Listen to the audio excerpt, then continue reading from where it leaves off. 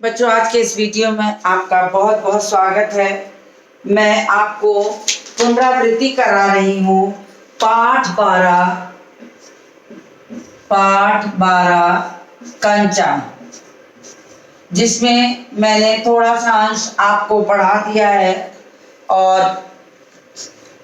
कहानी भी समझाई है आपको। एक नन्हे से बालक की कहानी है जिसपे 1-2 वीडियो अपलोड हो चुका है और उस बच्चे को कंचे बहुत अच्छे लगते हैं। वो विद्यालय जाने के रास्ते में उसे एक दुकान पर शीशे के जार में रखे कंचे मिल जाते हैं, जिसके चलते वो अपना काफ़ी समय उन कंचों में खड़े होकर निहारते हुए व्यतीत कर देता है। दुकानदार को भी बहुत बुरा लगता है कि बच्चा ग्राहक बन के अगर आया है, कुछ ले भी नहीं रहा और कंचों को देखता है, लेकिन स्कूल की घंटी की आवाज़ से अचानक उसे लगता है कि उसे स्कूल जाना चाहिए। वो चला तो जाता है, मगर थोड़ी देर भी हो चुकी है। वो कक्षा में देर से पहुंचता है, तो देर से आने वाले बच्चे कक्षा में पीछे बैठते थे, तो अप्पू नाम का वो बालक भी कक्षा में पीछे बैठ जाता है। उसकी निगाह कक्षा के हर एक बच्चे पे जाती है। बहुत सारे बच्चे उसे दिखते हैं, मगर जॉर्ज नहीं दिखता। अब उसका दिमाग जॉर्ज में चला जाता है, और जॉर्ज इसलिए चला जाता है कि जॉर्ज कंचों का बहुत अच्छा सा खिलाड़ी है। तो उसे क्या लगता है कि कंचे देखने के बाद उसका मन न कक्षा की पढ़ाई में लग रहा था और न उसका मन कहीं और लग रहा था। उसका दिल और दिमाग तो उस जार के भीतर समा गया था जिसमें शीशे के रंग बिरंगे कंचे रखे थे। मास्टर जी रेलगाड़ी का पाठ पढ़ाते पढ़ाते उन्हें लगा कि कक्षा के इस बच्चे का ध्यान कहीं और है। उन्होंने चौक का एक छोटा सा टुकड़ा उसके मुंह पर फेंका, तो अचानक उसकी निगाह अचकचा जाती है। उससे पूछा जाता है, मास्टर जी पूछते हैं कि कहाँ तुम्हारा ध्यान था, क्या सोच रहे थे? वो कुछ नहीं बताता। उसके दिमाग में सिर्फ कंचा घूम रहा है, और हर मास्टर के हर एक सवाल के जवाब के अंत में उसने जब कंचा शब्द कहा, तो कक्षा के सारे बच्चे भी सकपका जाते हैं कि आखिर मास्टर जी के पढ़ाने के दौरान अप्पू को ये कंचा शब्द कहाँ से याद आ गया। तो वो बहुत ज़्यादा ही सकपका जाते हैं बच्चे कि उसने कैसे, पूरा कक्षा जैसे लगता है कि घबरा जाती है कि अब तो अप्पू को मास्टर जी जरूर मारेंगे। अंत में मास्टर जी ने डांट लगाई और जोर से डांटते हुए कहा, स्टैंड अप, मैं यहीं से आप शुरू कर रही हूँ आज। तो मास्टर जी ने कहा, स्टैंड अप। मास्टर साहब की आंखों में चिंगारियाँ सुलग रही थी। अप्पू रोता हुआ बेंच पर चढ़ा। तो बच्चे जब कक्षा में ध्यान नहीं देते तो उन्हें पनिशमेंट के तौर पर, सजा के तौर पर या तो खड़ा किया जाता है, या तो पीछे खड़ा कर दिया जाता है, या किसी और तरह की पनिशमेंट देके उनसे ये कहा जाता है तुम ही पढ़ोगे, ढूंढो कहाँ है। पनिशमेंट का भी तरीका समय समय पर बदलता जा रहा है।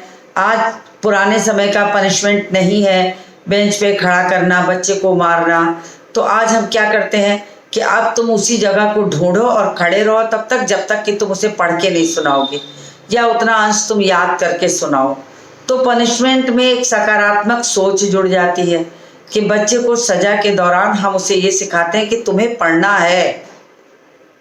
पहले के ज़माने में ऐसा नहीं था। पहले के ज़माने में पनिशमेंट के तौर पे मार पड़ती थी, छड़ी से मास्टर लोग पीटते थे और भी बहुत तरीके से पिटाई होती थी। लेकिन अब ऐसा नहीं है। अब क्योंकि ये माना जाता है कि बच्चे को मार से सब कुछ नहीं सिखाया जाता।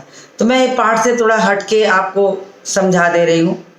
तो मास्टर साहब ने भी यहाँ पर बच्चे को डांटा और कहा स्टैंड अप, और मास्टर साहब की आंख में चिंगारियाँ सुलग रही थी। स्वाभाविक भी है कि अगर मास्टर कक्षा में पढ़ा रहा है और बच्चा कोई और काम कर रहा है तो पढ़ाने वाले को बहुत नाराज़गी होती है कि मैं कक्षा में बैठ के पढ़ा रहा हूँ या पढ़ा रही हूँ और बच्चे का ध्यान कहीं और है जबकि वो पढ़ने आया है, तो मास्टर को ये लगता है कि उसकी की हुई मेहनत तो बेकार हो गई। एक अध्यापक का क्या उद्देश्य है? एक अध्यापक का उद्देश्य यही है कि वो जो कक्षा में पढ़ा रहा है उसके सामने बैठे हुए जितने भी बच्चे हैं उसकी बात को समझे, या अगर कोई संशय उनके दिमाग में है तो वो उससे पूछकर वहीं तुरंत का तुरंत अपने मन की शंका को समाधान कर लें। तो ये चीज कही गई है। और अगर ऐसे में बच्चा कक्षा में ध्यान नहीं देगा तो मास्टर की नाराजगी बिल्कुल स्वाभाविक होती है।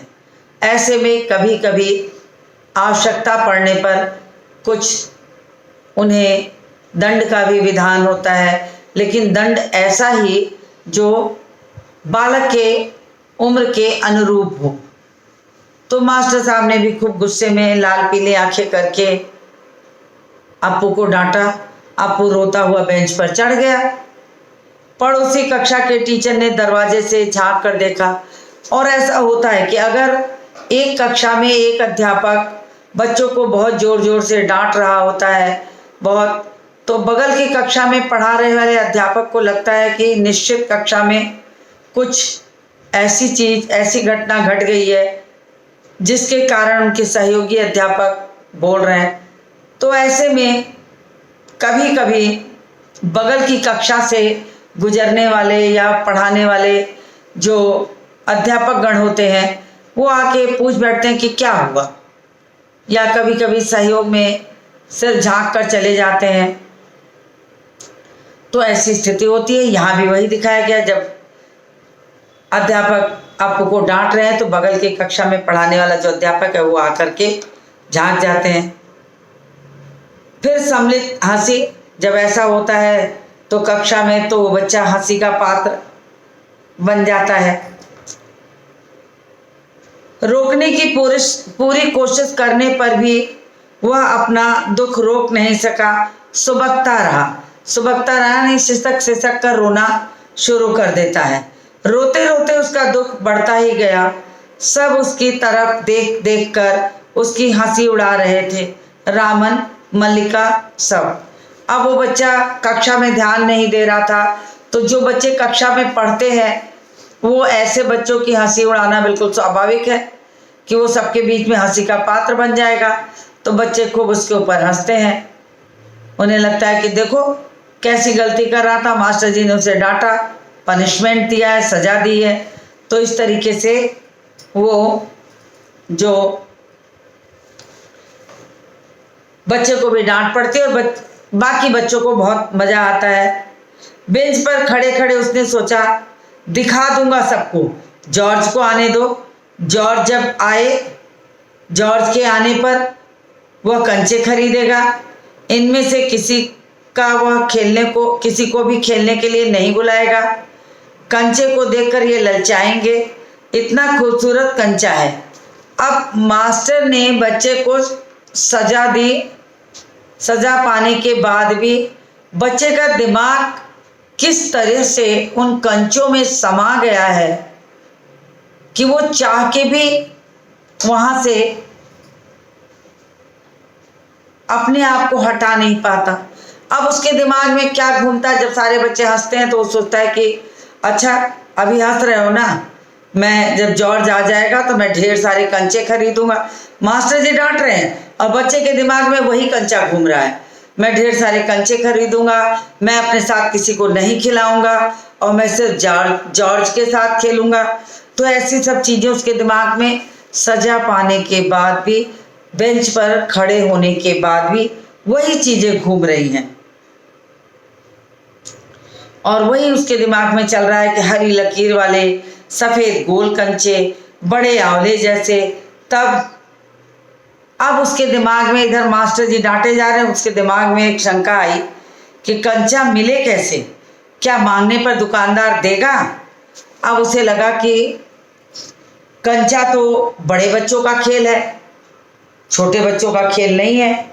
तो अगर वो दुकानदार से मांगेगा तो क्या दुकानदार उसको कंचा देगा, ये बहुत बड़ा सवाल था। कि सब खेल अगर सब बच्चों के नहीं है तो सोचा कि शायद मैं छोटा हूं तो मुझे कंचा वो ना दे। तो ये भी सवाल उसके मन में बिल्कुल घूम रहा था। अब किसी को, अब मास्टर जी अपना पाठ खत्म कर चुके थे तो उन्होंने सीधे सीधे कहा कि हम लोग जैसे पढ़ाते हैं तो कहते हैं ना लास्ट में कि कोई डाउट हो तो क्लियर कर लीजिए, कोई शंका हो तो आप पूछ लीजिए, पाठ को जितना मैंने पढ़ाया इसमें कुछ समझ में ना आया हो तो बोलिए, ताकि बच्चे को अगर किसी को भी कोई पढ़ाने के दौरान कोई चीज न पूछ सका हो तो उसके अंदर ये हिम्मत हो कि वो आराम से अध्यापक से उस पर जो उसके मन में शंका आई है पाठ को लेकर वो उसे पूछ ले और अच्छे से करे। तो मास्टर जी अपनी पाठ की पुनरावृत्ति करते हुए पूछ लेते हैं कि किसी को कुछ पूछना हो, कोई संदेह हो, कोई शक हो तो पूछ ले। अप्पू की शंका अभी दूर नहीं हुई थी। वह सोच रहा था क्या जॉर्ज को साथ ले चलने पर दुकानदार कंचा नहीं देगा, अगर खरीदना ही पड़े तो कितने पैसे लगेंगे। अब मास्टर जी अपने पाठ से संबंधित प्रश्न कर रहे हैं और अप्पू का दिमाग कंचों से संबंधित प्रश्न कर रहा है खुद उससे। अब वो सोच रहा है कि क्या मैं दुकान पे जाऊंगा तो दुकानदार मुझे कंचा देगा, या मैं जॉर्ज को लेके जाऊंगा तो मुझे वो कंचा देगा कि नहीं, और अगर मुझे कंचा लेना ही है तो मैं कितने पैसे का कंचा लूं कि खेल सकूं। बहुत सारे सवाल बच्चे के मन में आ रहे हैं, लेकिन सिर्फ कंचे से संबंधित, पढ़ाई से संबंधित उसके मन में कोई दिमाग में कोई चीज नहीं घूम रही थी, क्योंकि उसका तो मन ही पढ़ाई में नहीं लग रहा था। उसने तो रंग बिरंगे कंचों को देख लिया था और उसका शरीर कक्षा के भीतर बेंच पर बैठा था और दिमाग उसका उसी कंचे के जार के भीतर समा गया था। तो उसके मन में सिर्फ कंचा ही कंचा घूम रहा था कि उसे कैसे कंचा प्राप्त होगा, क्या करे, कितना पैसा खर्च करे कि उसे कंचे मिल जाए। रामन ने मास्टर जी से सवाल किया और उसे सवाल का जवाब मिला। अब बच्चों से जब ये कहा गया कि अगर आपके मन में कोई शंका पाठ को लेकर है तो आप पूछ लीजिए, तो बच्चों ने पाठ से संबंधित सवाल करने शुरू किए। रामन ने पाठ से संबंधित सवाल किया, मास्टर ने उसकी शंका का समाधान किया। फिर अम्मिड़ी ने किया तो अम्मिड़ी ने भी शंका जाहिर की तो मास्टर जी ने उसके भी शंका का समाधान किया। कई छात्रों ने तमाम प्रश्न पूछे तो मास्टर जी ने अप्पू से पूछा तुम क्या सोच रहे हो। अब मास्टर जी देख रहे हैं कि बच्चे का दिमाग कहीं और घूम रहा है। मैंने कल भी कहा था, आज भी बता रही हूँ कि मास्टर बाल मनोविज्ञान बहुत अच्छी तरह से जानते हैं। टीचर के पास बाल मनोविज्ञान जानने की क्षमता बहुत होती है। तो उन्हें जब अप्पू को उन्होंने देखा तो देखते ही समझ गए कि निश्चित ही इस बच्चे के दिमाग में कुछ चल रहा है। तो मास्टर जी ने अप्पू से भी पूछ लिया कि पूछो अप्पू क्या सोच रहे हो, तुम भी पूछो। मास्टर जी ने फिर दोहराया, पूछ लो, अगर कोई शंका है तो जरूर पूछ लो। शंका जरूर है। अब अप्पू के दिमाग में शंका जरूर है, लेकिन रेलगाड़ी के पार्ट से संबंधित शंका नहीं है। उसके मन में शंका किस चीज की है कि क्या जॉर्ज को साथ ले जाने पे दुकानदार कंचे देगा। तो इस तरीके से बच्चे के मन में शंका है तो पाठ से संबंधित नहीं, उसे कंचों से संबंधित, कि उसे कंचा मिलेगा कैसे, वो कैसे प्राप्त कर सकता है। फिर मास्टर जी ने फिर पूछा क्या सोच रहे हो। अब अप्पू को लगा कि मास्टर जी बहुत पीछे पड़े हैं, तो उसके मुंह से सिर्फ एक शब्द निकलता है, पैसे। अब इस पैसे शब्द से मास्टर जी क्या अर्थ लगाएं कि बच्चा पाठ पढ़ाया जा रहा है और बच्चा जो है वो पैसे, शंका पूछने की जगह पैसे कह रहा है। तो मास्टर के दिमाग में ये शंका होना बिल्कुल स्वाभाविक था कि आखिर ये बच्चा पैसे क्यों ऐसे कह रहा है।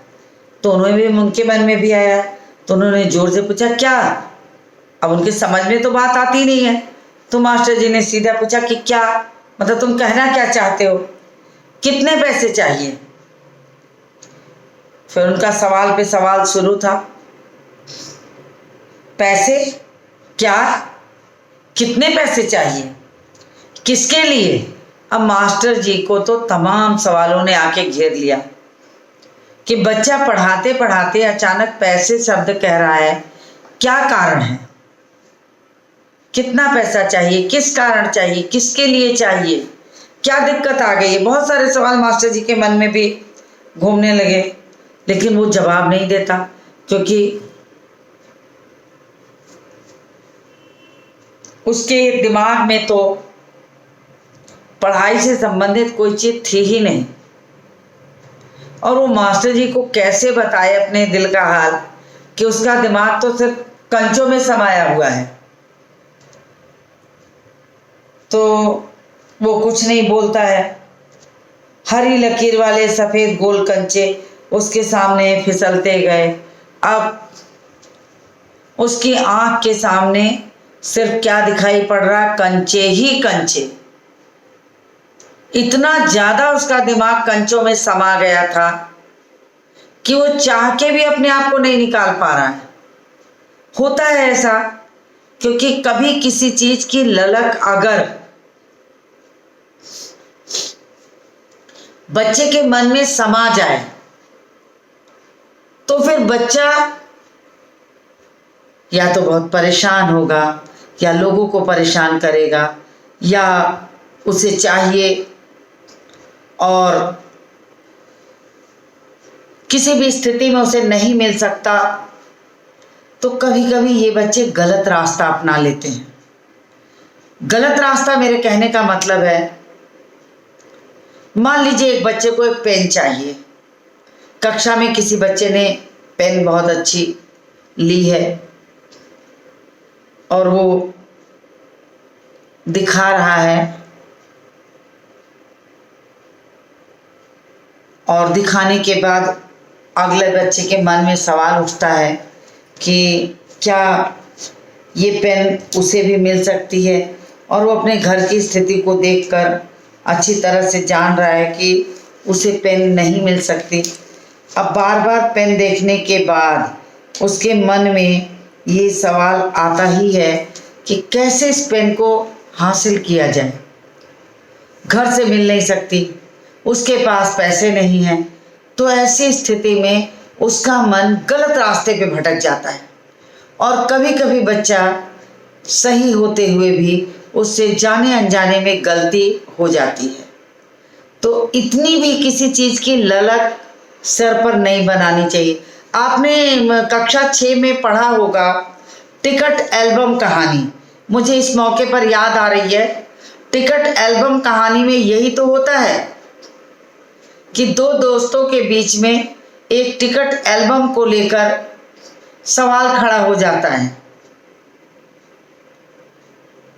राजप्पा और नागराजन दोनों के बीच में एक टिकट एल्बम को लेकर मतभेद हो जाता है, और राजप्पा को ये लगने लगता है कि उसे भी वैसा ही टिकट चाहिए। अंततः वो उसके घर जाकर उसके एल्बम को चुरा लेता है और घर वापस आ जाता है। लेकिन जब तरह तरह के सवाल, तरह तरह के लोगों से सवालों को सुनता है तो उसे डबल तरीके से परेशानी आती है। वो डरने लगता है और अंततः उसको अंगीठी में जला देता है। तो गलत रास्ता तो उसने अपना लिया ना। ऐसे ही जब किसी चीज़ की अतिशय ललक आती है तो बच्चा कभी कभी भटक जाता है।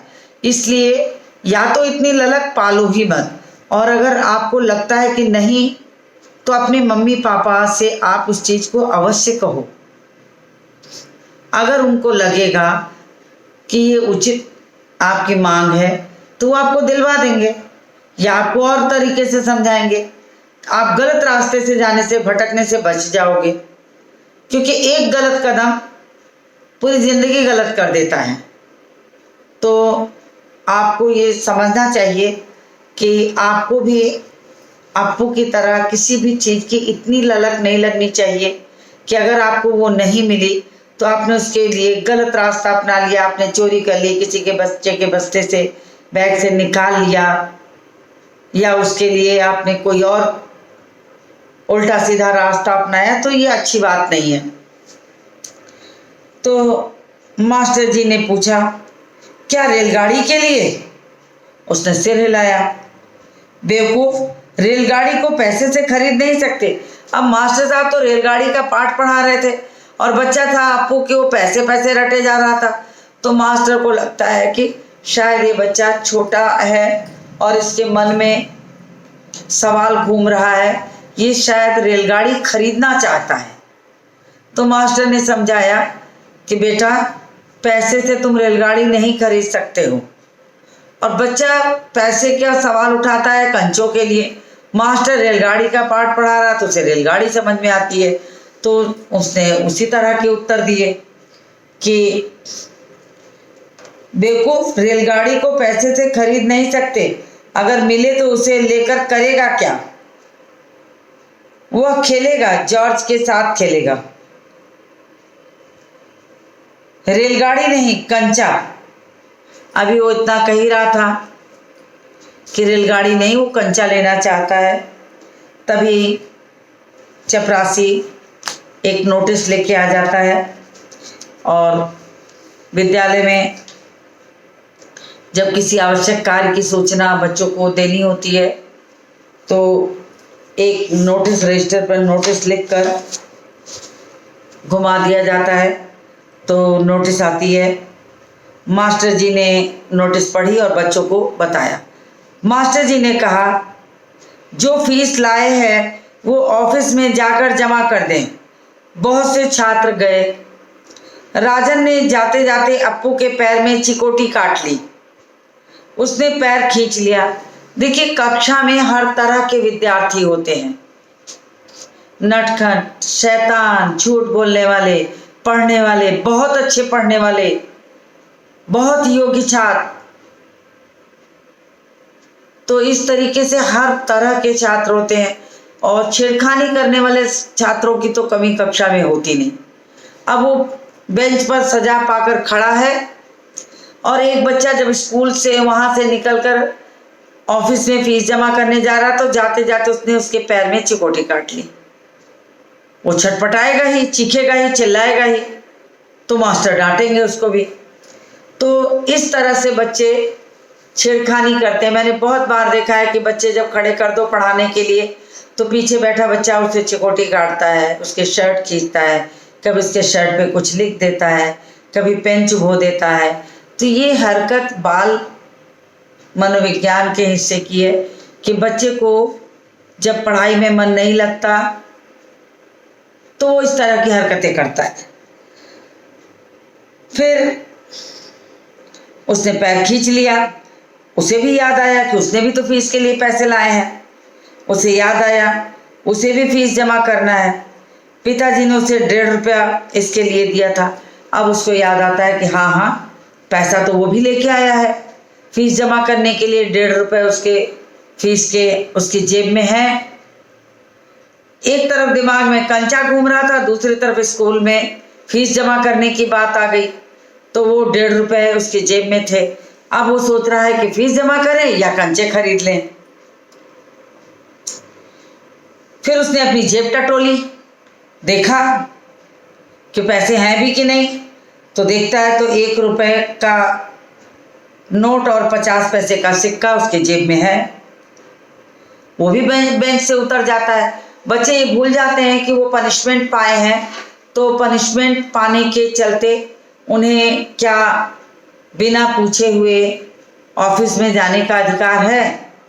अगर कोई बच्चा कक्षा में पनिशमेंट पाया है और उसे कहीं जाना ही होता है तो वो सॉरी बोलकर या क्षमा प्रार्थना करके अध्यापक से आज्ञा लेता है और फिर उस आज्ञा के बाद ही वो जा सकता है। अब वो भी आपको भी सज़ा उसको मिली थी, तो वो भी, लेकिन नोटिस आ चुकी थी फीस जमा करने की, वो भूल गया कि वो उसको अध्यापक ने सज़ा दी है, और वो भी उतर पड़ता है बेंच से। वो बेंच से उतरा, किधर?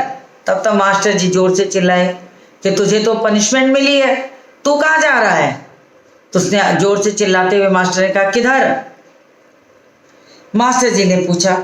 उसके कंठ से खुशी के बुलबुले उठे, तो उसने बड़ा खुश हुआ कि चलो, मास्टर जी तो सज़ा दे रहे थे, लेकिन मुझे भी फीस जमा करने के मौके मिल गए। और वो बड़ी खुशी खुशी कहता है कि फीस देना है। तो मास्टर जी ने क्या कहा? फीस मत देना, मास्टर ने कहा। वो झिझकता रहा। अब वो, चूंकि वो पनिशमेंट में है, उसको सज़ा मिली हुई है, और वो बिना पूछे हुए उतर के जा रहा, तो मास्टर तो डांटेगा ही। तो उसने कहा कि तुम्हें फीस जमा करने नहीं जाना है, ऑन द बेंच, कि तुम बेंच के ऊपर खड़े थे, खड़े रहो। फिर वो बेंच पर चढ़ गया और सुबकने लगता है, रोने लगता है। क्या भविष्य में कक्षा में ध्यान से पढ़ेगा? तो मास्टर ने फिर उसे डांटा, क्योंकि मास्टर तो अगर सज़ा दे रहा है तो उसके पीछे उसका उद्देश्य यही है कि बच्चा अपनी चंचलता छोड़ के जिस बहुमूल्य समय को वो बर्बाद कर रहा है, वो उसका बर्बाद ना हो, और अध्यापक उसे, उसका ध्यान पढ़ाई की ओर खींच सकें। इसी के लिए वो उसे डांटते हैं, समझाते हैं, प्यार से, दुलार से, आखिरी में, कि दोबारा ऐसी गलती नहीं करोगे, नहीं तो दोबारा मैं इससे भी बड़ी सज़ा तुमको दूंगा। तो इस तरीके से बहुत सारी चीज़ें जो रहती हैं वो समझाते हैं। तो वो बेंच पर चढ़कर रोने लगता है। तो मास्टर ने कहा, क्या भविष्य में कक्षा में फिर ऐसी गलती कभी करोगे? ध्यान दोगे कि नहीं दोगे? तो वो बेचारा बच्चा डर के मारे हकलाते हुए कहता है, ध्यान दूंगा। तो मास्टर ने संभवतः उसे छोड़ दिया होगा कि अच्छा चलो, अब दोबारा ऐसी गलती मत करना, जाओ फीस जमा करके आओ। तो वो भागता हुआ दफ्तर में गया। अब दफ्तर में जब सारे बच्चे वहाँ पहुँचे थे, तो सीधी सी बात है, दफ्तर में भीड़ होगी ही होगी। तो वो भी भाग के जाता है। वो दफ्तर में गया, दफ्तर में बड़ी भीड़ थी। बच्चों एक एक करके आओ, क्लर्क बाबू बता रहे थे। तो ये पुराने ज़माने में ऐसा होता था। तो बच्चों को क्लर्क ने कहा कि लाइन बना लो, एक एक करके आओ, बारी बारी आओगे तो सबका काम होगा। तो विद्यालय में अनुशासन का पालन करना बहुत आवश्यक है। किसी भी काम को बिना अनुशासन के आप अच्छी तरह नहीं कर सकते। और विद्यालय जैसी संस्था में जहाँ इतने ज़्यादा बच्चे होते हैं, अगर वहाँ अनुशासन का पालन करना बच्चे को नहीं सिखाया जाएगा तो कोई भी कार्य सुचारू रूप से नहीं हो सकता। इसलिए विद्यार्थी जीवन में अनुशासन का बहुत महत्व है। एक छोटे से काम के लिए, जैसे ऑफिस में फीस जमा करने बहुत सारे बच्चे एक साथ पहुंच गए, क्लर्क तो एक है, क्या वो दसों हाथ से थोड़े कर पाएगा? तो वो निश्चित कहेगा कि आप बिल्कुल लाइन बना लो, एक के पीछे एक खड़े हो जाओ, और फिर उसके बाद बारी बारी अपनी बारी पर आओ, ताकि मैं सबका काम करते हुए तुम लोगों को खाली कर दूं। तो क्लर्क ने उसे इसी तरह समझाया। फिर बच्चों एक एक करके आओ, क्लर्क बाबू बता रहे थे। पहले मैं आया हूँ, मैं ही आया हूँ। तो पहले बच्चे तो कहते पहले मैं आया हूँ, पहले मैं। तो क्लर्क बाबू ने समझा दिया और बारी बारी करके फीस लेने लगे। तो एक बच्चे ने कहा, मेरे बाकी पैसे, यानी उसने फीस दिए होंगे और उसके कुछ पैसे बाकी रह गए होंगे। तो उसने पूछा क्लर्क से कि मेरे बाकी पैसे? मैं ही आया हूँ, मेरे बाकी पैसे। इस तो ऐसे शोरगुल, वहाँ ऑफिस की खिड़की पर फीस जमा करने वालों की लाइन लगी थी और वहाँ बहुत शोर शराबा था। इस शोरगुल में अपू दूर खड़ा रहा। रामन ने फीस जमा की, फिर मल्लिका ने फीस जमा की। अब थोड़े से लड़के ही बचे थे फीस जमा करने के लिए। बारी बारी सबने फीस जमा की। रामन, मल्लिका सब बारी बारी अपनी अपनी फीस जमा कर दिए। वह सोच रहा था कि जॉर्ज को साथ लेकर चलूं तो देगा ना। अब उसके मन में एक सवाल उठ रहा था कि क्या वो फीस जमा करे या इन पैसों से कंचे खरीद ले, और अगर दुकानदार नहीं देता है तो मैं जॉर्ज को लेके जाऊं, तब तो शायद दे दे, शायद दे दे, नहीं तो कितने पैसे लगेंगे। अब उसके दिमाग में आ रहा है कि मेरे पास 1 रुपये 50 पैसे हैं, मैं उनके कंचे लूं या कितने पैसे कंचे में लगेंगे और कितने फीस में। तो वो बड़ी सोच विचार में पड़ा है कि वो फीस जमा करे या कंचे खरीद ले, नहीं तो कितने पैसे लगेंगे, 5 पैसे, 10 पैसे। हरी लकीर वाले गोल सफेद कंचे।